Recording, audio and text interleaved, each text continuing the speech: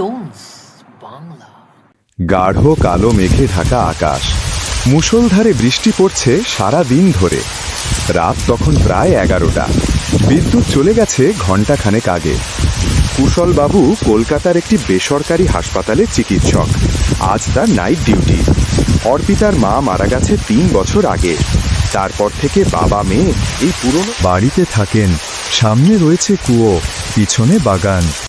অর্পিতা তার বাবাকে ফোন করছে।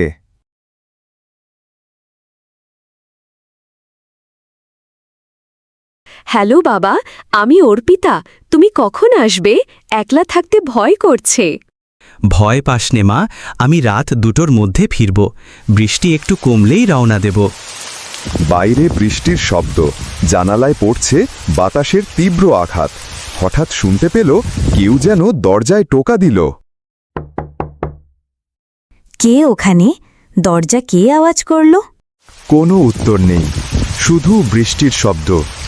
অর্পিতা ভাবল হয়তো বাতাসে দরজা নড়েছে, কিন্তু আবার শব্দ হল। এবার সে নিশ্চিত কেউ দরজায় আওয়াজ দিচ্ছে।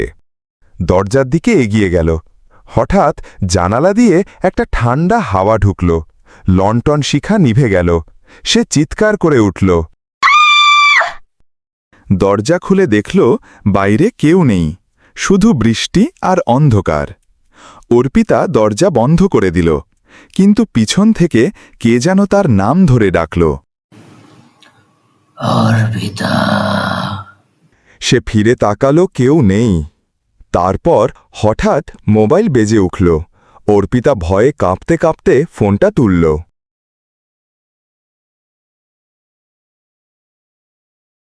হ্যালো? অন্য প্রান্ত থেকে শোনা গেল একটা কর্কশ কণ্ঠ। এই বাড়িটা আমার, তুমি চলে যাও। অর্পিতার হাত থেকে রিসিভার খসে পড়ল। তারপর সে শুনতে পেল কারো পায়ের শব্দ।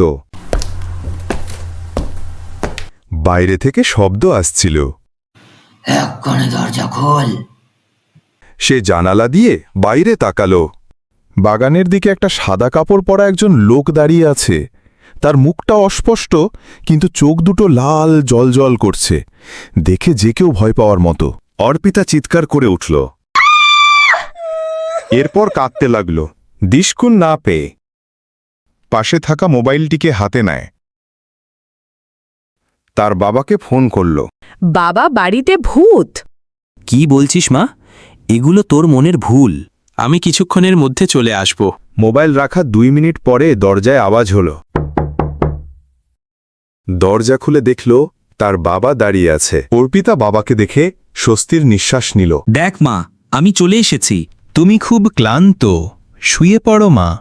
অর্পিতা শুয়ে পড়ল, ঘুমোতে পারল না।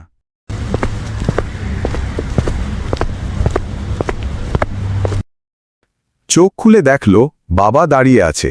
চোখগুলো লাল দেখাচ্ছে। এই বাড়িটা আমার। অর্পিতা চিৎকার করল,